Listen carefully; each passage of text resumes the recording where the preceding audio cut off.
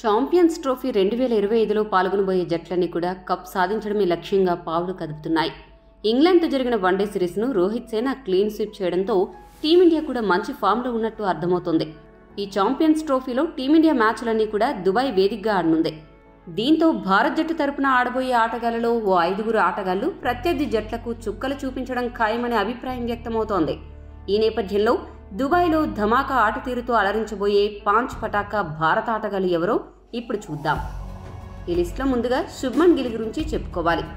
England one day సిరీస్లో 2 అర్ధ సెంచరీలు, 1 సెంచరీ చేసి గిల్ అసాధారణ ఫామ్లో ఉన్నాడు. దుబాయ్లోని పిచ్లు కూడా కొద్దిగా భారతదేశంలో ఉన్నట్లే ఉంటాయి కాబట్టి ఆ దేశంలో కూడా గిల్ దూకుడు ఇలానే కొనసాగుతుంది అనడంలో ఎటువంటి సందేహం లేదు.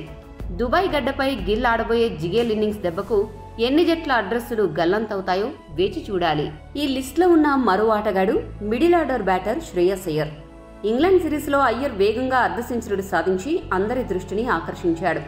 ముఖ్యంగా మిడిల్ ఆర్డర్లో వేగంగా పరుగులు చేస్తూ ప్రత్యర్థి జట్లపై ఒత్తిడి పెంచుతున్నాడు. శ్రేయస్ అయ్యర్ ఈ రేంజ్లో కంబ్యాక్ ఇస్తాడు అని ఎవరూ ఊహించలేదు. ఇదంతా చూసిన తర్వాత దుబాయ్ గడ్డపై కూడా అయ్యర్ అదర్హో అనిపిస్తాడు అనడంలో ఎటువంటి సందేహం లేదు. ఇక ఈ జాబితాలో ఉన్న మరొక బ్యాటర్ రోహిత్ శర్మ. ఇంగ్లాండ్పై జరిగిన 2వ వన్డేలో రోహిత్ శర్మ ఏకంగా సెంచరీ సాధించి అదరగొట్టాడు. ఛాంపియన్స్ ట్రోఫీకి ముందు టీమిండియా ఫామ్లోకి వచ్చినట్లు కనపడుతోంది. ఛాంపియన్స్ ట్రోఫీలో గనక రోహిత్ శర్మ కీలక మ్యాచ్ల్లో ఇలాంటి పర్ఫార్మెన్స్ చేస్తే ప్రత్యర్థి జట్ల విజయంపై ఆశలు వదులుకోవడం ఖాయం.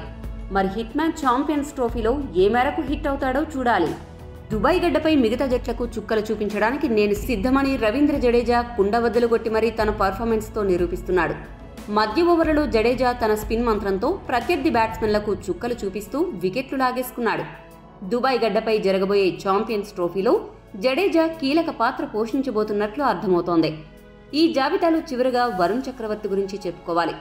మిస్టరీ స్పిన్నర్గా పేరు సంపాదించి తన స్పిన్ అస్త్రాలతో ప్రత్యర్థి బ్యాట్స్మెన్కు అర్థం కాకుండా బంతులు విసురుతూ 3 చెరువుల నీళ్లు తాగిస్తూ ఇండియాకు ప్రధాన అస్త్రంగా మారాడు. స్పిన్కి అనుకూలంగా ఉండే దుబాయ్ పిచ్లపై గింగిరాలు తిరిగే బంతులతో ప్రత్యర్థులకు వరుణ్ సమాధి కట్టేస్తాడని భారత అభిమానులు భావిస్తున్నారు.